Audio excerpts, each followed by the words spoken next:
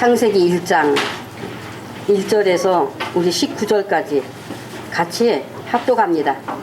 자, 시작.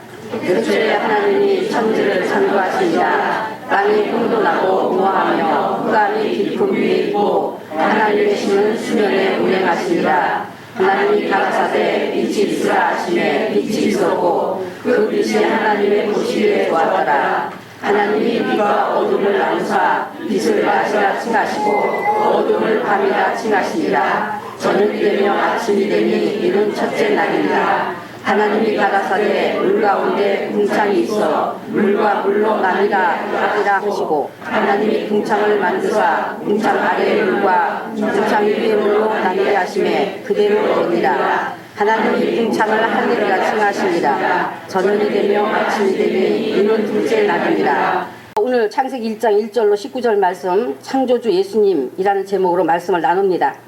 성경은 인간이 만든 소설책과 같은 것이 아닙니다. 만일에 성경을 소설책 정도로 여긴다면 성경의 뜻은 그와는 관계없습니다. 성경은 인간 이성에 주는 말씀이 아닙니다. 머리로 받아들일 수 있거나 믿을 수 있는 것이 아니라는 말입니다. 영이신 성령님이 기록하게 하신 하나님의 일로서 오직 믿음으로만 받아들일 수 있고 만날 수 있는 것입니다. 태초에 엘로힘이 천지를 창조하시니라 하신 이 창조의 대선언은 오직 이 성경에만 있는 것이요 하나님의 대선포이십니다. 그래서 태초에 엘로힘이 천지를 창조하셨다는 이 말씀이 믿어진다면 그 뒤에 성경 전체를 믿을 수 있는 것이고 하나님이 천지를 창조하시니라의 이 한 절 말씀이 믿어지지 않으면 성경 전체도 믿을 수 없는 것입니다. 하나님이 천지를 창조하신 유일한 신이시다는 것이 믿어진다고 하면 성경 전체에 대해서 혹 의문이 되는 것은 있을지언정 의심되는 것은 없을 뿐더러 그 외에 다른 종교나 샤머니즘 등은 다 속이는 것이요 헛된 것들이라는 지각이 서게 되고 또한 창세기 1장 1절이 말씀하는 엘로힘만이 창조주이시기 때문에 창조라는 단어도 누구에게만 해당돼요?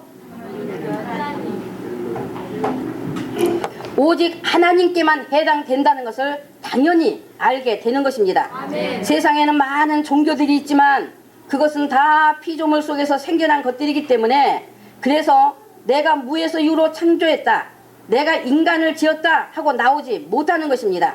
그러나 여기 창세기 1장 1이 유일하신 엘로힘, 즉 하나님은 아무것도 없는 것에서 있게 하시는 전능한 능력을 가지신 분, 유일하신 창조주라고 가르쳐주고 있습니다.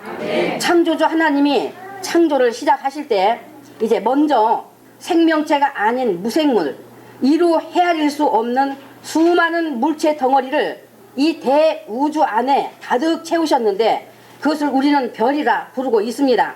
천문학자들에 의해서 발표된 바에 의하면요, 우주는 끝도 없고 한계도 없다, 도무지 끝을 알 수 없다고 말했습니다. 인간이 과학을 자랑하지만 그러나 과학으로도 학문으로도 이 우주의 끝을 알 수가 없기 때문에 계산할 방법이 없다고 해서요. 그러나 한계를 가진 인간이 우주 전체를 관측한 것만도 우리에게 알려진 것이 은하계라고 불리는 별의 수가 1000억 개가 된다는 것입니다. 그런데 이 대우주 안에는 1000억 개로 구성된 하나의 은하계가 또 있다는 거예요. 이것을 은하군 또는 초은하군, 은하단이라고 한다는 거죠. 이 은하계의 끝에서 끝까지의 거리가 약 10만 광년이 걸린다고 합니다. 그런데 10만 광년이 걸리는 은하계의 거리가 또 있다는 거예요. 여러분 상상이 됩니까? 물론 제가 이런 쪽을 잘 알기 때문에 말씀드리는 것은 아니고 발표하는 것들을 들은 정도니 여러분이 참고만 하십시오. 천문학에서 거리를 말하는 기본 단위를 광년이라고 하지요. 빛의 속도가 1초에 약 30만 킬로를 가는데 이 속도로 1년을 가는 거리가 1광년이라고 합니다. 이 빛이 우주 끝에서 우주 끝까지 가는 거리가 32억 광년이 걸린다는 것입니다. 지금은 모르겠습니다만 예전에 허블 망원경의 그 초점은 약 1억 광년에 맞춰진 것이라고 해서요. 1억 광년까지를 관측할 수 있었다는 것이겠죠. 그러니 여러분 이 우주의 크기가 상상이 됩니까? 제가 이것을 설명하기는 쉬워도 그러나 우리의 상상을 초월하는 것입니다. 빛의 속도가 약 1초에 30만 킬로를 가는데 1초에 30만 킬로를 가는데 이렇게 어마어마하게 빠른 속도로 우주 끝에서 우주 끝까지 이 가려면 32억 광년이 걸린다고 하니 사실 이 우주의 크기는 상상할 수도 없는 것이죠. 거기에 이제 은하계의 일부로서 태양을 중심으로 하는 우리가 살고 있는 이제 이 지구와 함께 수성, 금성, 화성, 목성, 토성, 천왕성, 해왕성, 명왕성 이렇게 9개의 행성으로 구성되어 있습니다. 그런데 제가 메모해 놓은 자료가 있어서 말씀을 드리는데 지난 2004년 6월 20일에 오래됐어요. 2004년 6월 20일에 미국의 천체 물리학자들이 태양보다도 질량이 100억 배나 큰 블랙홀을 발견했다고 TV를 통해서 발표하는 것을 제가 직접 들었습니다. 태양의 크기는 우리 이제 지구보다도 몇 배가 커요? 태양의 크기가 우리 이 지구보다도 109배가 더 크답니다. 그런데 별들은 그 태양보다도 100배가 더 큰 것들이 많답니다. 별들이. 그만큼 거리가 있기 때문에 거리 문제 때문에 작게 보이는 것이지 100배 그 이상 큰 별들이 많다고 해요. 그러니까 우리 지구보다 109배가 더 큰 태양보다도 100억 배가 더 큰 이 블랙홀을 발견했다고 발표했다는 말입니다. 물론 오래전부터 블랙홀에 대해서 발표한 바는 계속 있었습니다. 그러니까 왜 블랙홀이라고 하는가 하면 그 깊이에 대해서는 알 수도 없고 무슨 물체가 되었든지 빨아들여 버리는 강력한 힘을 가졌는데 지구도 태양도 100배나 큰 별들도 할 것 없이 그 힘에 닿기만 하면 다 집어삼켜 버릴 수 있는 힘을 가졌다는 거예요. 그래서 성경학자들이 지옥이 어디 있을까 계속 연구해 왔는데 그 블랙홀이 지옥이 아니겠느냐 생각한다는 거죠. 저도 그것을 동의하는 입장입니다. 성경이 말하고 있는 지옥은 불과 유황으로 타는 못이라고 했으니 바로 블랙홀의 밑이 불못이 아닐까 하는 생각을 해보는 겁니다. 인간 과학이 블랙홀을 발견했다라는 말입니다. 상상으로 만들어낸 것이 아니요. 지금 말씀드린 이 같은 것들은 인간 과학으로 증명된 사실을 말씀드린 거예요. 한계를 가진 인간이 발견해낸 범위만 해도 이렇게 감히 상상해 볼 수 없는 상상을 초월하는 것인데 그러므로 하나님의 창조의 광대하심과 전능하심에 대해 여러분이 생각으로라도 감각을 좀 가져보시라는 거예요. 과학이 미치지 못하는 부분은 얼마나 더 어마어마하겠는가. 바로 하나님께서 이와 같이 대우주 안에다가 수를 헤아릴 수 없는 물체 덩어리들을 창조하셨습니다. 그 중에 하나가 우리가 살고 있는 지구인데 하나님이 인간의 거주지로 이 땅을 선택하셔서 창조의 단계를 진행해 나가신 것입니다. 우리가 읽은 그대로 창조의 단계를 진행해 나가셨어요. 본문 2절에 땅이 혼돈하고 공허하며 흑암이 깊음 위에 있고 했는데 땅이 혼돈하고 공허하다는 것은 사람의 거할 땅덩어리가 거대한 물질체 덩어리일 뿐이지 그 표면에는 정리정돈이나 질서가 잡히지 않은 상태, 아무것도 갖추어지지 않는 황량한 모습으로 하늘과 땅이 구분되지 않은 혼돈의 상태임을 말하는 겁니다. 그 다음 이제 흑암이 깊음 위에 있고의 그 흑암은 아무것도 구별할 수 없는 칠흑 같은 어둠의 상태를 말합니다. 그리고 이 흑암은 사단과 그 악의 영들과 관련된 곳임을 의미합니다. 그 다음 깊음 위에 있고의 깊음은 물을 말하면서 그 물의 양, 물의 크기를 말합니다. 어마어마한 물이 동요하고 있는 것, 어마어마한 큰 물이 물결치고 있다는 말입니다. 깊음에 대한 히브리어의 뜻이 그것을 설명해 주고 있어요. 그래서 하나님이 땅과 그리고 깊음의 물을 제일 먼저 창조하셨음을 가르쳐 주신 것이고 그러나 이때의 창조물들은 생명이 없는 물질일 뿐입니다. 생명이 없는 물질. 이때는 혼돈의 상태입니다. 생명 없는 물질일 뿐이기 때문에 혼돈의 상태다. 그래서 우리가 예수님을 믿어도 물질에 집착하면 그것은 영적으로는 혼돈한 가운데 있다는 것을 말합니다. 그러니까 물질은 물질일 뿐이지 물질에는 생명이 없다. 물질은 소망이 없다는 것을 이 처음 창조물을 통해서 볼 수 있어야 하는 것입니다. 그래서 자연계의 바탕이 되는 것들을 먼저 창조하셨어요. 하나님께서 자연계가 탄생하게 될 재료를 먼저 준비하신 거예요. 그 다음 이제 하나님의 신은 수면에 운행하시니라 했습니다. 신약의 성령님을 구약에서는 하나님의 신이라 한다고 말씀드렸었죠. 여러분 다 아시는 거죠? 하나님의 신이 그 기품의 물 위에서 운행하신다고 해서 바로 그 신께서 창조에 함께 하셨음을 알 수가 있습니다. 그 다음 이제 3절 4절에 하나님이 가라사대 빛이 있으라 하심에 빛이 있었고 그 빛이 하나님의 보시기에 좋았더라 입니다. 여기서 말씀하는 빛은 저 태양빛을 말하는 것일까요? 여러분 이제 다 아시잖아요. 태양빛 말하는 것 아닙니다. 창조된 태양빛을 말하는 것 아니에요. 성경은 누구를 빛이라 했습니까? 예수님을 빛이라고 했습니다.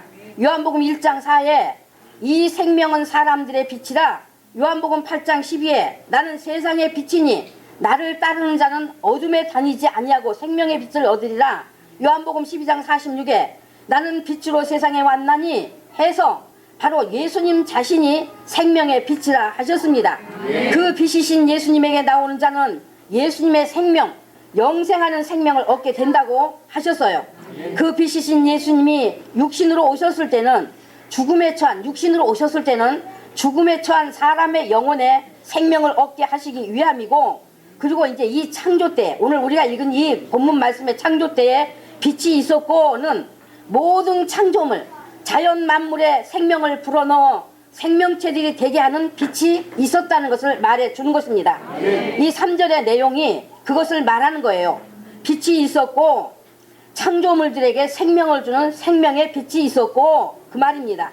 혼돈하고 공허한 땅에 생명체들이 있게 하는 빛이 있었다는 말입니다. 그래서 각기 그 종류대로 식물, 동물 할 것 없이 생명의 빛이 있게 되어 하나님께서 과목을 내라, 풀을 내라, 육축을 내라 말씀하시는 대로 땅이 내놓게 된 것입니다. 우리가 창조를 말할 때 하나님이 말씀으로 창조하셨다라고 알고 있지 않습니까? 그죠? 말씀으로 창조하셨다 알고 있잖아요. 저도 그렇게 말씀을 드려왔기 때문에 여러분도 그렇게 알고 계실 것입니다. 그렇죠?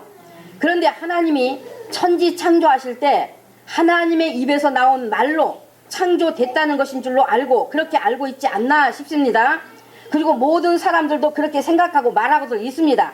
하나님이 말씀으로 창조했다고 하는 것을 하나님의 입에서 나온 말로 창조가 됐다는 것인 줄 알고 그렇게 말하고 있단 말이죠. 그러나 이것은 창조와 함께 예수님이 누구신지 알지 못하기 때문에 하는 말입니다. 만일에 말씀으로 천지를 창조하셨다는 것을 하나님 입에서 나온 말로 창조되었다는 것을 알고 있다면 그것은 창조와 예수님을 크게 잘못 알고 있는 것이 됩니다. 성경에서 예수님이 육신이 되어 오시기 전에 계셨던 그때 예수님을 말할 때 태초에 무엇이 계셨다고 했습니까? 말씀입니다. 자, 우리 요한복음 1장으로 한번 가보겠습니다. 요한복음 1장 그냥 창세기 좀 접어놓고 요한복음 1장에 한번 들어가 보겠습니다.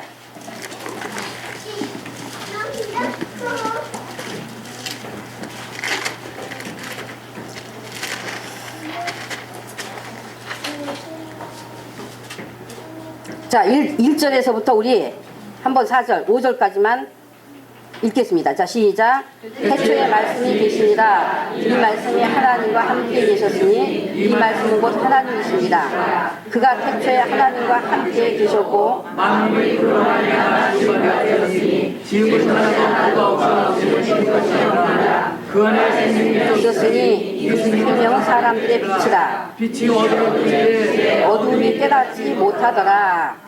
아멘. 1절에 태초에 말씀이 계시니라. 이 말씀이 하나님과 함께 계시니 이 말씀은 곧 하나님이시니라. 2절에 그가 태초에 하나님과 함께 계셨고 3절에 만물이 그로 말미암아 지은 바 되었으니 지은 것이 하나도 그가 없이는 된 것이 없느니라 하셨으니, 그러면 이 말씀이 누구를 말하는 것입니까? 예수님. 바로 예수님입니다. 사도 요한이 예수님이 육체로 오시기 전에 태초에 하나님과 함께 계셨던 분, 하나님의 독생자이시라는 것을 말하기 위해서 말씀, 곧 말씀은 원어로 로고스라고 해요. 로고스라고 한 것입니다. 예수님이 누구이신가 하는 예수님의 본질을 말하기 위해서 말씀이라고 했다는 말입니다.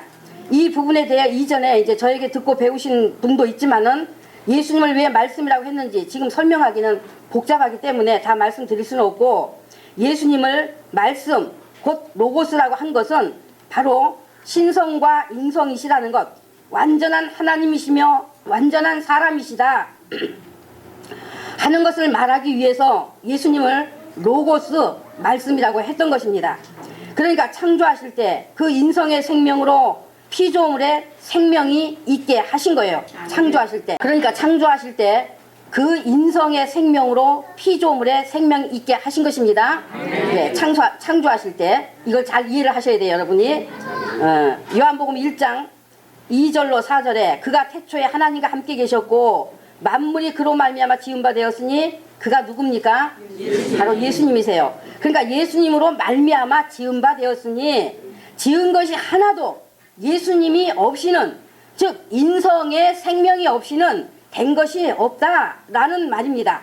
그 안에 생명이 있었으니, 즉 인성 안에 생명이 있었으니, 육체로 오시기 전에 이야기예요. 인성 안에 생명이 있었으니 이 생명은 사람들의 빛이라 하고 말해 줌으로써 바로 예수님이 육신으로 오시기 전 하나님의 신성 안에 인성의 생명이 그와 같이 모든 자연 만물인 피조물 속에 생명을 주어 창조하셨다는 것을 말씀해 주고 있는 것입니다.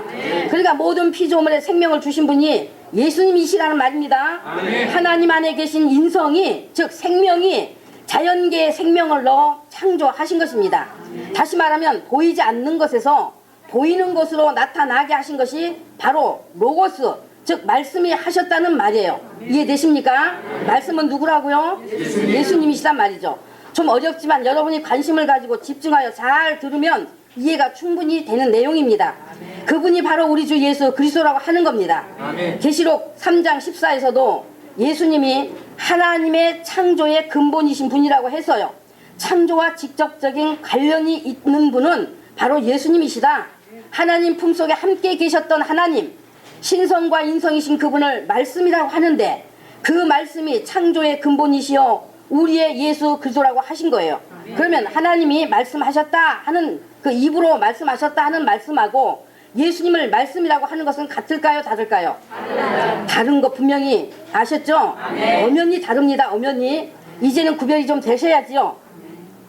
여러분의 지각에 하나님이 입으로 하신 말씀하고 예수님을 말씀이라고 하는 것하고는 다르다고 하는 것이 분명히 와 있어야 합니다. 하나님이 입으로 과목을 내라, 빛을 내라 하니까 과목도 나오고 빛이 나오고 하게 됐구나 하는 것으로만 알고 있으면 엄청난 착각이요, 잘못 알고 있는 것입니다. 지금 3절에 이제 창세기로 돌아갑니다. 지금 3절에 빛이 있으라 하심에 이것은 하나님이 빛이 있으라고 입으로 말한 거예요. 빛이 있으라 하심에 이것은 하나님이 뭐로 말해? 입으로 말씀한 거예요. 그 다음 빛이 있었고 하는 것은 바로 신성 안에 인성의 생명이 창조물에 와 있었다는 말입니다. 빛이 있었고. 그러니까 하나님이 입으로 말씀하신 것과 예수님을 말씀이라고 하신 것은 분명히 다른 것입니다. 구별이 되십니까?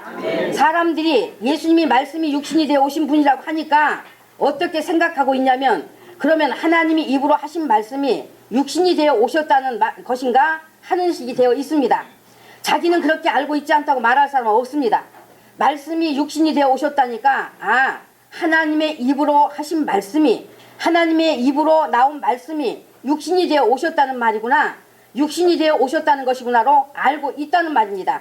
마음에는 왠지 그렇다고 딱 떨어지는 것은 아니지만은 그러나 도무지 깨달아볼 능력이 없으니 그냥 그렇게 생각해 버리는 겁니다. 그거 뭐 그다지 자기에게는 중요하지 않으니까 그냥 그런가 보다 해 버립니다, 사람들이. 그러니 여기 무슨 믿음의 능력이 있고 무슨 바른 믿음이 될 수 있겠습니까? 믿는다고 해도 다 이런 정도에 있기 때문에 그 속에 빛이 없는 거예요. 그 속에 빛이 없어. 그래서 여전히 공허하고 혼돈함으로 분간을 못하고 그 마음이, 그 영혼이 헤매고 다니고 있는 겁니다. 사실 오늘 이 말씀도 여러분의 마음에서부터 정말 깨닫기를 원하고 말씀을 깨닫기를 원하고 참 믿음이 되기를 원해서 듣는 것이면 자기 영혼에 큰 생명의 유익을 얻는 큰 보화가 될 것이지만, 그러나 하나님의 뜻대로 살고자 함이 없는 사람이, 말씀을 깨달아 보려는 마음이 없는 사람이 듣는 것이면 무슨 소용이 있겠습니까? 무슨 소용? 아무 의미 없습니다. 하늘이 온전히 소망이 돼 있지 않으면 자기 사는 것하고 거리가 먼 이야기일 뿐이지 자기에겐 소용없는 것이지 않겠어요? 자기 사는 얘기와 맞는 얘기라 하는데 지금 하나님의 역사를 말하고 있으니 자기 역사하고는 맞지 않지 않습니까? 예수님을 믿는다 하는 것은 무엇과 같은가? 예수님은 진주 장사가 값진 진주를 구하러 다니다가 만나게 되었을 때 자기 소유를 다 팔아 그 진주를 샀다고 했습니다. 그러므로 예수님을 믿는 것은 진주 장사와 같은 것입니다. 예수님을 알기 원하여 성경을 알기 원하였을 것이요, 그 원함이 있었다면 이 같은 말씀들을 들을 때에 값진 진주 찾는 것과 같아서 기꺼이 자기 소유를 다 팔고 예수님을 사려고 하는 믿음이 되었을 것입니다. 예수님은 천지 만물과 사람의 창조 이전에 계시던 완전하신 참 사람이십니다. 완전하신 사람. 우리처럼 몸에 형체가 있었다는 것이 아니라 신성과 인성으로 계시던 실체가 되시는 완전하신 참 사람이시라는 말입니다. 그래서 흙으로 지은 우리 사람은 완전한 참 사람이신 인성의 모양대로 지어진 것입니다. 예수님을 따라 지어진 거예요. 예수님을 따라서. 누구를 따라 지어졌어요? 우리는 예수님을 따라서 지어진 존재입니다. 골로새 1장 15에 그는 보이지 아니하시는 하나님의 형상이시요 모든 창조물보다 먼저 나신 자니, 16절에 만물이 그에게 창조되되 하늘과 땅에서 보이는 것들과 보이지 않는 것들과 혹은 보좌들이나 주관들이나 정사들이나 권세들이나 만물이 다 그로 말미암고 그를 위하여 창조되었고, 17절에 또한 그가 만물보다 먼저 계시고 만물이 그 안에 함께 섰느니라 했습니다. 만물이 누구로 말미암아 창조되었어요? 바로 예수님이 창조하셨다는 말입니다. 예수님은 보이지 않는 하나님에게서 나오신 보이는 하나님이신데 육체로 오시기 전에 먼저 생명의 빛으로 창조하시는 일을 하셨다는 말입니다. 신성과 인성으로 계신 그 인성의 생명으로 먼저 창조하시는 일을 하셨다. 창조물 속에 생명이 있게 하셨다. 그것을 가지고 모든 창조물보다 먼저 나신 자니 라고 하는 것입니다. 그런데 모든 창조물보다 먼저 나신 자니 하는 이 말씀을 가지고 이단들이 예수님은 천사 중에 하나인데 하나님이 하나님의 아들이라는 명분을 주어 세상에 보내 구주의 일을 하게 하셨다. 그래서 여호와를 믿어야 된다. 그래서 여호와를 믿어야 된다라고 미혹하고 있지 않습니까? 그래서 자칭 여호와의 증인이라고 하지 않습니까? 그러므로 만물이 창조된 것은 예수님으로 말미암아서입니다. 그리고 창조된 것은 또 누구를 위해서라고 했습니까? 그를 위하여 창조되었고 해서 바로 예수님을 위해서 창조되었다 하셨습니다. 이제 예수님이 누구신지 분명히 아시겠죠? 여러분이 예수님은 창조주다 하는 것, 피 흘려주셔서 우리가 죄 용서받고 구원받았다, 우리의 구주시다 하는 것만 우리는 열심히 알고 있지만, 그러나 오늘 말씀을 찾아서 보니 예수님은 창조주시라는 것 확실히 알게 되었지 않습니까? 또한 로마서 8장 29에 하나님이 미리 아신 자들로 또한 그 아들의 형상을 본받게 하기 위하여 미리 정하셨으니 이는 그로 많은 형제 중에서 맏아들이 되게 하려 하심이니라 했습니다. 하나님이 미리 아신 자들이라는 것은 하나님께서 창조 전에 사람을 미리 아시고 지으셨다는 말이에요. 미리 아시고. 그래서 사람을 창조하시고자 하는 것에는, 그러니까 이미 아시는 것을 계획하시고 일을 행하신 것입니다. 그래서 사람을 창조하시고자 하는 것에는 그렇게 물질인 흙으로 몸을 만드는 것이었고, 그런데 물질은 영원할 수 없는, 완전할 수 없는 약점이기에, 즉 영이신 하나님을 따를 수 없는 흠이라는 말입니다. 물질은 영이신 하나님을 따를 수 없는 바로 흠이라는 말이에요. 그래서 이 약점, 바로 흠을 완전케 하시기 위하여 합력하여 선을 이루시는데, 바로 예수님으로 말미암아 죄를 대속하게 하시고 다시 사신 예수님의 생명을 얻게 하여 영생하는 사람으로 재창조하실 것으로 정하셨다. 창조 전에 이 일을 정하셨다는 말입니다. 그러므로 사람이 하나님의 창조의 뜻을 받아들여 죄인된 자기를 살리신 주 예수님을 믿어 그 형상을 입은 자는, 예수님은 하나님의 맏아들이요 맏아들이신 예수님의 형제로 영원히 아버지 하나님과 함께 살게 하시겠다고 하는 것이 하나님이 정하신 뜻이라는 것입니다. 여러분 분명히 아십시오. 나 예수 믿습니다 하는 자가 아니라 아들의 형상을 입은 자가 예수님의 형제라 하신다는 것입니다. 그러므로 사람은 이 같은 하나님의 창조의 역사를 듣고 받아들이겠느냐 받아들이지 않겠느냐 하는 것이지 자기 생각을 동원해서 하나님과 논쟁할 수는 없는 것입니다. 이것을 설명해 주는 말씀이 이사야 45장 9절로 10절 또 로마서 9장 19절로 21절입니다. 주인이 쓰기에 합당하도록 주인의 뜻대로 만들어진 토기가 주인에게 당신이 왜 나를 이렇게 만들었습니까? 하고 말할 수 있겠느냐? 할 수 없다는 토기장의 비유의 말씀이 있어요. 요한복음 17장 24에 예수님이 아버지 하나님께 기도하시기를 아버지여 내게 주신 자도 나 있는 곳에 나와 함께 있어. 아버지께서 창세전부터 나를 사랑하심으로 내게 주신 나의 영광을 저희로 보게 하시길 원하옵나이다 했어요. 그러므로 우리의 믿음이라고 하는 것은 아버지 하나님의 창조의 역사 예수 그리스도를 통해 이루신 것을 믿고 받아들여 우리의 주이신 예수님이 창세전부터 아버지 하나님과 함께 계신 하나님이요 또한 그 아버지 하나님의 우편에 계신 그 영광을 보는 눈이 돼야 그것이 또한 자기의 영광이 된다는 것도 깨닫게 되는 것입니다. 아멘. 예수님이 보좌 우편에 계신 그 영광을 볼 수 있어야 자기의 영광도 된다는 것을 알 수 있다는 말입니다. 아멘. 그러므로 오늘 창세기 본문 3절에 하나님이 가라사대 바꾸어 말하면 하나님이 말씀하시되입니다. 이것은 이제 하나님이 입으로 하신 말씀입니다. 무엇을 말씀하셨어요? 빛이 있으라 하신 겁니다.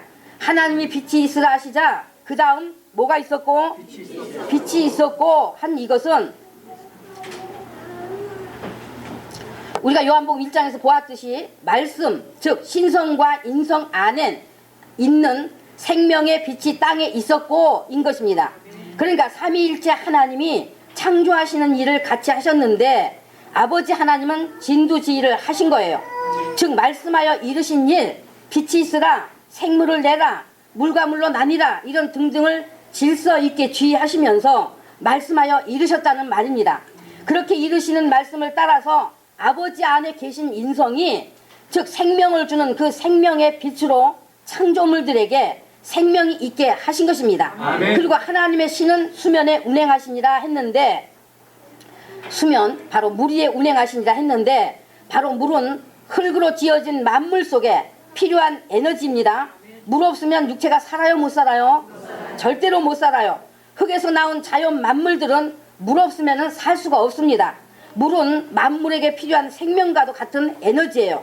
그래서 물은 흙에서 나온 모든 생명체가 살 수 있는 에너지가 되고 또한 하나님의 신은 생명의 씨를 넣어 일으키신 모든 창조물들이 기동하며 즉 생명체들의 기운이 되어 약동하게 하시는 일을 하시는 겁니다. 아멘. 신을 히브리어로 르아흐라고 하는데 바람, 호흡 또는 숨 또는 기운이라는 뜻을 가졌어요. 그래서 자연계에 인성의 생명으로 각각의 생명을 넣어 그러니까 생명의 씨를 넣어 일으키신 그 모든 생물이 호흡하고 숨쉬고 자라고 씨를 맺고 보존이 되게 하시는 것으로 나타나는 것입니다. 이것이 바로 삼위 하나님 아버지와 아들과 성령님이 함께 하신 창조의 일이셨어요. 그래서 첫째 날은 삼위 하나님이 함께 자연 만물을 지으시고 만드실 재료를 창조하신 것이고 이제 준비하셨단 말입니다. 그 다음 둘째 날부터 창조가 질서 있게 조화를 이루면서 단계 진행해 나가신 것입니다. 그리고 창세기 2장 3에 그 창조하시고 만드시던 모든 일을 마치셨다는 것을 말씀했습니다. 그러니까 창조했다, 만들었다 라고 하셨다는 말입니다. 이렇게 창조했다는 것은 아무것도 없는 것에서 있게 한 것, 창조라는 거 우리 잘 아시죠? 아무것도 없는 것에서 있게 한 것, 무에서 유가 된 것을 말하고 또 만들었다 또는 지으셨다 라고 하실 때는 대체로 준비된 재료에서 있게 하셨을 때를 말합니다. 그러나 또한 무에서 유로 만들었다 또는 무에서 유로 지으셨다는 뜻이기도 하는 것입니다. 그래서 우리가 사도신경을 하나님께 고백할 때에 전능하사 천지를 만드신 해도 문제 없다 하는 것 우리 다 이제 다 아셨죠? 네. 그래서 이제 4절 5절 하나님이 빛과 어둠을 나누사 빛을 뭐라 칭하셨어요? 낮이라 칭하시고 어둠을 또 뭐라 칭하셨어요? 밤이라 칭하시니라 했습니다. 혼돈하고 공허하며 흑암만 있는 곳에 빛, 즉 예수님의 생명의 빛이 있게 되었는데, 그런데 하나님께서 그 빛과 어두움을, 즉 흑암에서 나는 것을 나누었다 하셨습니다. 여기서 여러분이 확실히 기억해야 할 것은 바로 하나님이 빛과 어둠을 나누사 하신 말씀입니다. 빛과 어둠을 나누사는 우리가 알고 있는 자연의 밤과 낮을 나누었다는 뜻이 아닙니다. 나누었다 하신 것이 우리가 깨달아야 될 매우 중요한 영적인 뜻과 하나님의 의지를 표명하신 큰 뜻이 담겨 있는 것입니다. 그러면 빛은 누구로부터 와요? 예수님께로부터. 어둠은 누구로부터 옵니까? 사단으로부터 옵니다. 빛은 생명이요, 어두움은 뭐예요? 사망입니다. 죽음입니다. 빛과 어둠을 나누어 빛은 낮이라 칭하시고 어두움은 밤이라 칭하시니라 하신 이것이 곧 예수님과 사단과 생명과 사망을 나누셨다는 것을 말씀하시는 뜻인 것입니다. 그러니까 여기 3절, 4절, 5절에 첫째 날에 대한 말씀은 자연계의 창조를 말씀한 것이 아니라는 것 이제 아셨습니까? 그래서 16절에 무엇을 말했나요? 16절에 하나님이 두 큰 광명을 만드사 큰 광명으로 낮을 주관하게 하시고 작은 광명으로 밤을 주관하게 하시며 또 별들을 만드시고 해서, 여기서는 이제 낮과 밤을 주관할 해와 달과 별을 만드신 자연 창조를 말씀하시면서 바로 5절이 말씀한 것을 연결하여 빛의 속성이 무엇인가, 빛의 속성이 무엇인가, 어둠의 속성이 무엇인가를 깨달아 볼 수 있도록 하신 것입니다. 우리 빛의 속성 잘 알죠? 어둠의 속성 잘 알죠? 그죠? 이 빛, 태양의 빛은 우리에게 엄청난 생명을 유지할 수 있는, 살게 하는 어떤 그런 에너지를 발산해 주어서 우리가 이 모든 창조물이 살잖아요. 그러니까 창조하신 자연의 낮과 밤을 구분하는 두 큰 광명을 만들어 낮에 밝음을 주시고 밤에 어둠을 주신 이 자연의 조화를 통해 바로 빛은 생명이고 어두움은 죽음, 즉 사망이라는 것을 의미해 준 것이란 말입니다. 그래서 자연 창조와 우리 삶으로 경험하는 것들을 통해서 하나님의 영적인 뜻을 깨닫는 거울이 되어 알게 하셨다는 것, 여러분도 충분히 다 아시잖아요. 그래서 사도 바울이 자연 만물을 통해서도 하나님의 신성이 보여 알게 된다고 말하지 않았습니까? 그러나 자연 법칙 속에 하나님의 뜻을 넣어 지으신 것을 성경 전체를 통해 볼 수 있는 것은 사실 성령님의 눈이 돼야 합니다. 덧붙여서 제가 이제 16절에 두 큰 광명, 즉 해와 달과 별에 대한 것을 여러분이 참고하시도록 설명을 좀 드립니다. 두 큰 광명 하는 것은 해와 달을 말한다는 거 다 아시죠? 해는 바로 예수님을 상징합니다. 예수님. 그리고 달은 죄인을 예수님께로 안내하는 율법을 상징합니다. 율법은 인간이 죄인인 것을 깨닫게 하면서 또한 예수님을 말하고 있습니다. 율법이 누구를 말해요? 예수님을 말하고 있어요. 율법이 우리 인간이 죄인인 것을 깨닫게 하면서 예수님을 말하고 있단 말이죠. 그런데 율법이 예수님을 알게 하고 예수께로 안내하는 데 있어서 그같이 달과 같은 역할, 어두운 밤에 길을 비추어 주는 것과 같은 역할을 한다는 것에 대한 상징이라는 것입니다. 그리고 별은 아브라함에게 언약하신 자손, 즉 예수 그리스도로 구원 얻을 하나님의 자녀들에 대한 상징입니다. 이것을 알면은 요한계시록 이해하는 데 좀 도움이 될 거예요. 이제 요한계시록을 볼 때 좀 이렇게 이해하는 데 도움이 될 거란 말이죠. 자, 그래서 본문 5절이 말하는 빛과 어둠에 대해서 신약 시대로 넘어와서는 빛은 긍정적으로 나타나고 있고 어두움은 부정적인 것으로 드러나고 있지 않습니까? 예수님이 오신 것을 빛이 오셨다고 말하고 예수님이 오셔서 일하신 때를 낮이라고 했고 예수님 자신이 생명이라고 했습니다. 사단은 어두움의 주관자라 했고 죄 아래에 있는 사단 아래에 있는 사람을 밤에 속한 자요 어둠에 속한 자이며 사망에 처한 자라고 말하고 있지 않습니까? 그러므로 세상 중에서 예수님을 거절하는 자와 예수님께 나오는 자를 나누어서 예수님이 그의 안에 있는 자는 생명으로 예수님이 그의 안에 없는 자는 사망으로 나누시겠다는 하나님의 의지를 빛과 어둠을 나누사 하신 것으로 분명히 드러내셨고 사람이 알도록 하셨습니다. 아셨죠? 우리가 정말 예수님이 빛이요 생명이요 영생케 한다는 그 약속이 절대로 변치 않는 약속이심을 믿을 수 있는 것도 하나님이 만드신 저 태양이 창조 이래 6,000년의 세월이 흘러도 변함없이 저 자리를 지키고 인간과 자연계에 유익을 주고 있는 역할을 통해서도 태양을 지으신 하나님의 언약의 불변성, 그 변하지 않는 그 언약을 깨달아 볼 수 있지 않습니까? 그러므로 창세기 1장 1부터 창조물 속에서도 성경 전체를 통해서도 오직 예수님을 말하고 보여주고 있으니 우리가 그 예수님을 어떻게 사랑해야 될 분인지를 좀 알아야 할 것입니다. 어떻게 사랑해야 할 분인지 여러분 좀 감각이 있어야 한단 말입니다. 하나님께서 하늘을 궁창이라 하셨습니다. 우리가 읽은 본문에서 말씀 들으셨죠? 7절에 궁창 아래의 물과 궁창 위의 물로 나뉘게 하심에 했는데, 그러니까 물을 나누어서 땅에도 두시고 또 하늘 위에도 두셨다는 말입니다.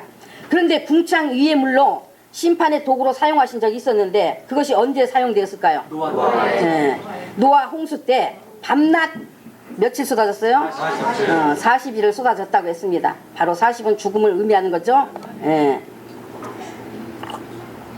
거기 기록된 말씀을 보면은 아주 기품의 샘들이 터지고 그냥 하늘에 이 창이라는 창은 다 열린 것 같다고 했어요. 얼마나 쏟아 부어지는지 그 심판 때 밤낮 40일을 쏟아졌다고 했으니 여러분 상상이 되십니까? 그 물이 감하기까지 기다린 것이 370일이 걸렸다고 했어요. 그러면 또 사단이 흑암에 갇힌 자 되었음을 상징하는 그 흑암을 보내서 경고의 도구로 사용하셨는데 그것이 어디일까요? 흑암을 경고의 도구로 사용하셨는데 언제 어디라고요? 애굽에. 애굽의 바로 왕이 이스라엘 백성을 놓아주지 않았을 때 재앙을 몇 번 내리셨습니까? 10가지 재앙이었는데 그중 한 가지 3일 동안 흑암을 보냈어요. 출애굽기 10장 21절로 23의 내용을 보면 얼마나 깜깜한지 한 치 앞도 보이지 않아서, 한 치 앞이 보이지 않아서 애굽 백성들이 일어나지 않았다고 했습니다. 시편 105편 28에 여호와께서 흑암을 보내사 어둡게 하시니 했어요.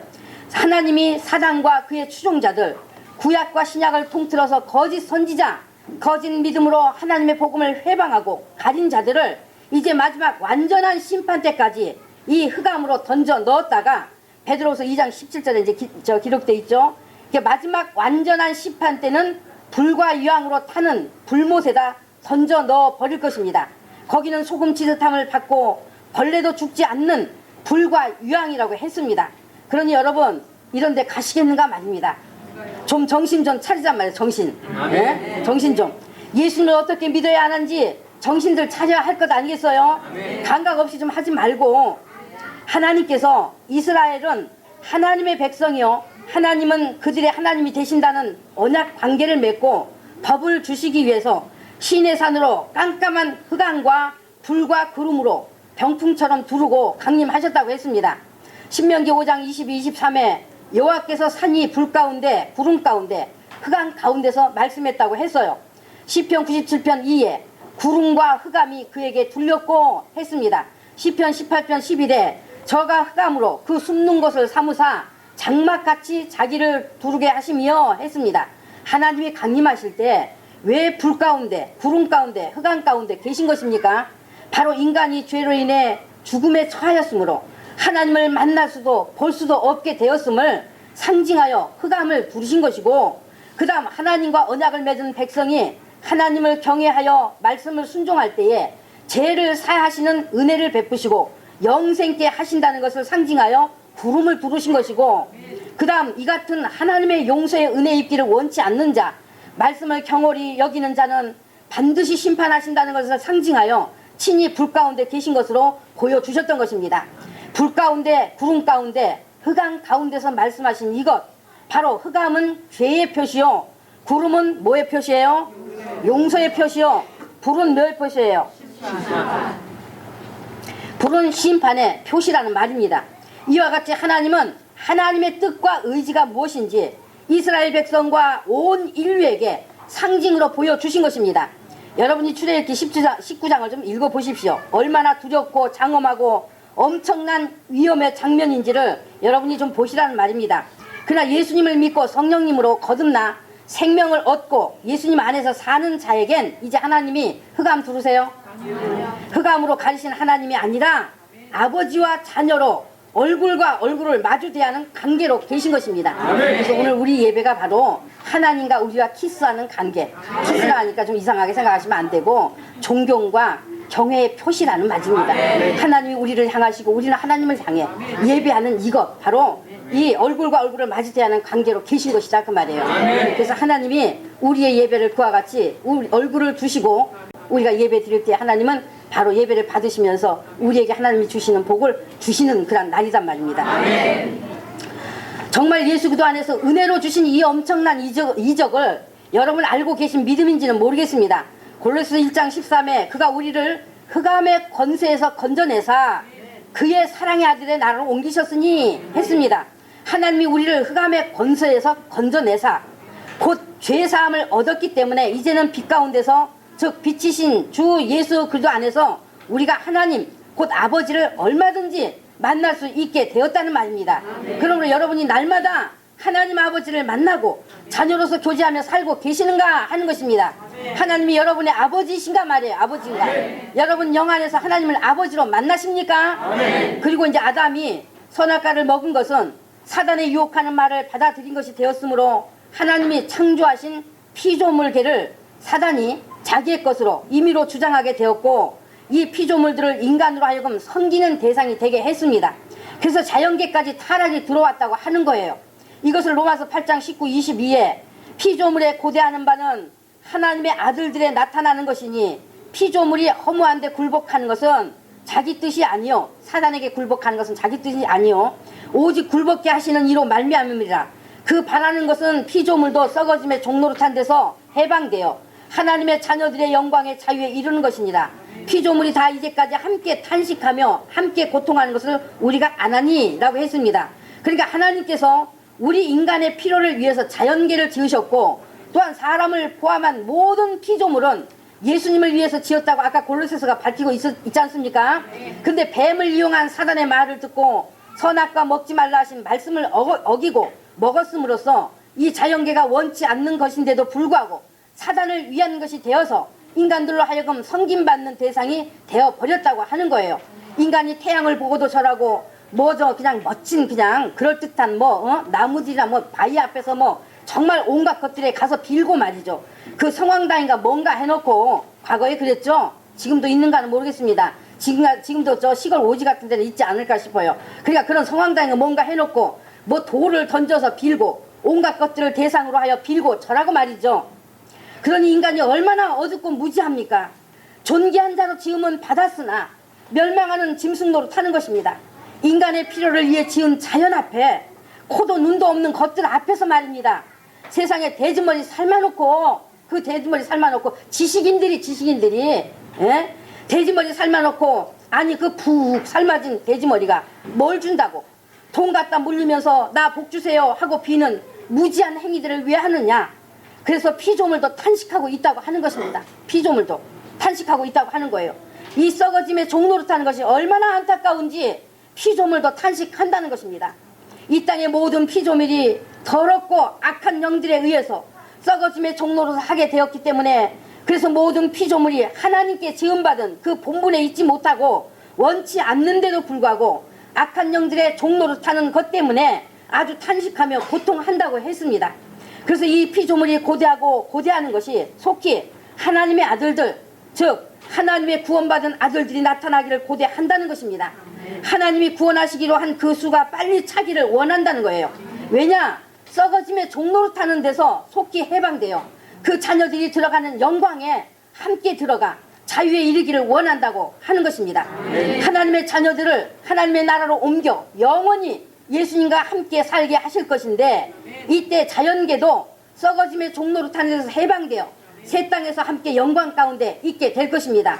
그때는 우리 눈으로 볼 수 없었던 그 무한한 하나님의 능력으로 새롭게 된 하나님의 피조물들의 그 영광이 함께함으로 인해서 상징적으로 보여주신 그 에덴 동산의 행복의 모습은 비교도 되지 않는 놀라움의 극치의 모습일 것입니다. 아멘. 그때는 자연이 하나님의 아들들에게 복종한다는 것입니다. 아멘. 지금도 예수님 안에서 하나님 아들이 된 자에게는 자연이 해끼친다 해서요?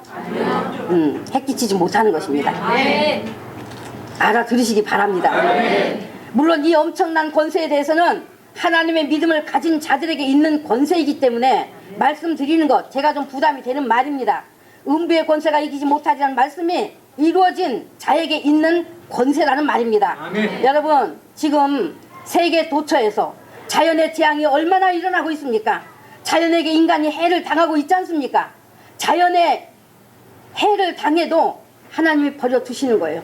해를 당해도 하나님께로 돌아오지 않는 인간 앞에는 자연이 인간에게 해 끼치는 역할을 하는 것입니다.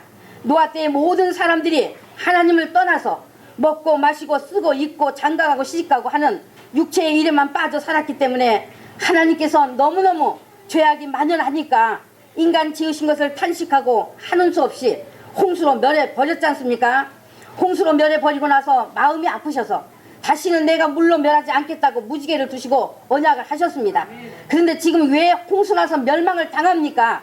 홍수 나서 왜 사람이 죽고 자연에게 온갖 해들을 당하고 왜 멸함을 받습니까? 하나님은 분명히 홍수로 멸하지 않겠다 하셨는데 바닷물이 넘치지 못하도록 경계의 표를 정해 놓으셨다 했는데 왜 바닷물이 정해 놓은 선을 넘고 왜 홍수가 나고 왜 온갖 재해들을 당하는가 말입니다. 죄 때문입니다. 죄. 인간이 예수님께 돌아오지 않는 죄 때문에 또는 믿는다고 해도 예수님과 상관없는 종교인이기 때문에 하나님과 함께 있지 않기 때문인 것입니다.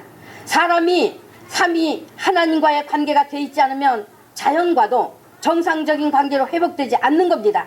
때문에 자연의 해를 당하는 것입니다. 그러나 여러분은 하나님이 아버지가 아니십니까? 아멘. 여러분 아버지 아니세요? 아버지입니다. 이 관계가 되셨다면 자연이 자녀인 자기에게 해 끼치지 않는다는 것을 믿으십시오. 아멘. 지진 날까 염려할 것도 없어. 바로 내 옆에서 지진 나서 뭐 사람이 죽었대. 그건 나와 상관없어요. 아멘. 내 옆이라 해도 상관없어요. 아멘. 하나님 나와 함께 계신다면 나와 함께 계신 하나님이 하나님이 여기 나에게 함께 계시는데 하나님이 지진 나서 죽습니까? 에? 하나님이 지진 나 죽어? 하나님이 창조하신 거예요. 자녀들에게 자연이 복종하도록 하게 하신 하나님의 능력이 우리 안에 있는 거예요. 그래서 자연이 우리를 해끼치지 못하는 것입니다. 그래서 자기가 하나님의 자녀임은 정말 이것을 믿으시란 말입니다. 아셨습니까?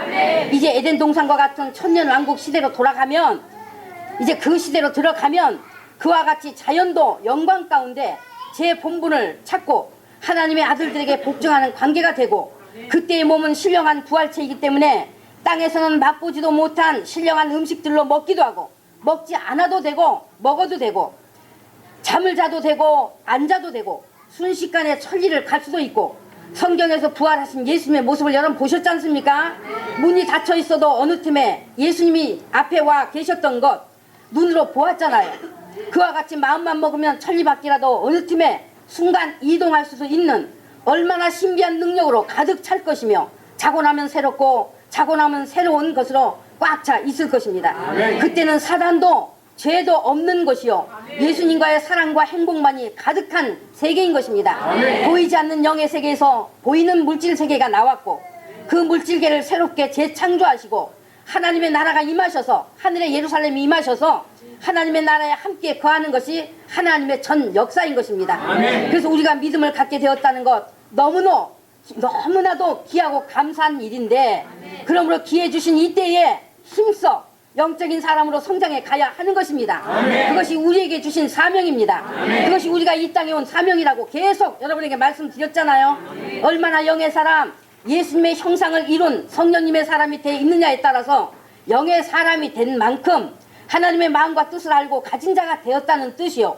그러므로 오직 삼위 되신 아버지와 구주 예수님과 성령 하나님만을 사랑하는 데만 힘쓰고 있다는 뜻이요 그러므로 하나님의 사랑을 받을 수밖에 없는 것이지 않겠습니까? 그는 아버지 나라에 가서도 영광이 남다를 것입니다. 정말로 영광이 남다를 것이라는 것을 기억하시고 아멘. 이제는 정말 하나님께서 우리에게 기회 주시는 이때를 너무 세상 것에서만 얽매여서 영적인 성장을 게을리하지 않는 분들이 되시기를 바라면서 말씀을 맺습니다. 아멘. 아멘. 기도합니다.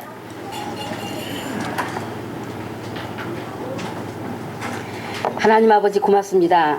오늘 저희들 하나님의 이 창조의 사건을 통해서 하나님의 마음, 하나님의 뜻, 아버지 하나님의 의지 이것을 우리가 알아보았습니다.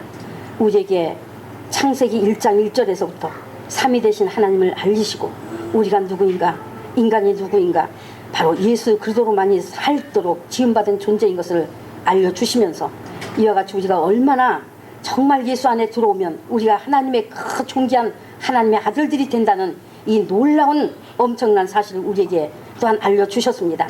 우리가 이것을 믿음으로 받고 이제는 정말 예수 그리스도로 말미암아 새롭게 거듭난 하나님의 아들 되어 그 영광을 우리에게 허락하여 주셨으니 아버지 사랑하는 성도들 믿음 속에 정말로 이 놀라운 이적이 일어나는 역사가 일어나게 도와주시옵시고 정말 아버지 자녀의 권세가 저들 속에 있게 하여 주시옵시고 이 창조 때에 말씀하신 이 창조가 자연 만물만 창조하신 것이 아니라 이 속에 뜻을 두시고 우리를 하여금 이렇게 깨닫게 하셔서 엄청난 이와 같은 자녀의 권세가 있고 하나님의 뜻을 우리가 알 수 있는 그러한 복을 아버지 이곳에 넣어서 우리를 하여금 이와 같이 가르침을 허락하여 주셨사오니 이 가르침 온전히 자기들의 믿음으로 받아들일 수 있도록 도와주시옵소서. 우리 안에 믿음 될 수 있도록 도와주시옵소서. 자녀의 권세가 우리에게 있게 되기 때문에 그러므로 말미암아 자연도 우리에 해끼치지 않는 이 믿음 갖게 하여 주시옵소서. 우리가 이 땅에 사는 날 동안 어떠한 흉흉한 소식이 들릴지라도 그것은 우리와 상관없는 것으로 돌릴 수 있는 믿음 되게 하여 주시옵시고 정말 우리가 육체에서 떠나는 그날까지 오직 하나님 우리와 함께 계시기 때문에 안전한 가운데 우리가 아버지 나라에 들어간다는 믿음을 갖게 도와주시옵소서. 이 믿음대로 될지어다 말씀하신 예수님의 말씀이 우리 속에 그대로 아버지 하나님 살아서 역사하는 말씀 될 수 있도록 믿게 도와주시옵소서. 간절히 원하면 우리를 계속 권하신 예수님의 이름으로 축복하고 기도드렸습니다. 아멘.